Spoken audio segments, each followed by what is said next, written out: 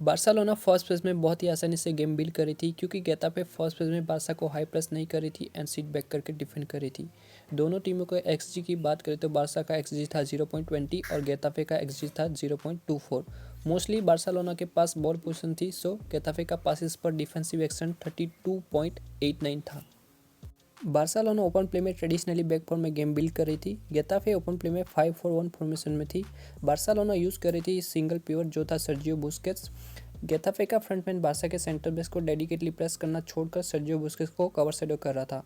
Busquets centrally isolate था और Barcelona centrally game build नहीं कर पा रही थी, सो बार्सिलोना फोर्स हो रही थी वाइड से गेम बिल्ड करने के लिए।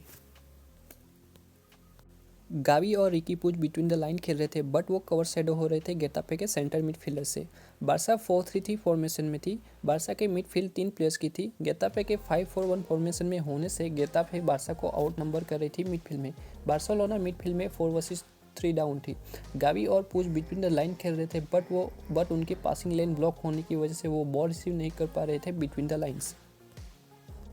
ओबामेयंग मिडफील्ड में ड्रॉप इन करके लिंकअप प्ले कर रहा था सर्जियो बुस्केट्स के साथ। ओबामेयंग जब मिडफील्ड में ड्रॉप इन कर रहा था तब सेंट्रल डिफेंडर रेडी था उसे ट्रैक बैक करने के लिए। सो ओबामेयंग अंडर प्रेशर हो रहा था एंड वो टर्न नहीं कर पा रहा था। ओबामेयंग ड्रॉप इन करके फर्स्ट टाइम पास दे रहा था बुस्केट्स को एंड बुस्केट्स वाइड में बॉल स्प्रेड कर रहा था। गेताफे के मिडफील्ड ओपन प्ले में सेंट्रल एंड कॉम्पैक्ट थी। गेताफे के मिडफील्ड के सेंट्रल एंड कॉम्पैक्ट होने से बादशाह का full-back specially left back high on the pitch wide zone में बॉल रिसीव कर रहा था। बट जैसे ही फुलबैक बॉल रिसीव कर रहा था तब गेताफे नंबर्स में डिफेंड कर रही थी।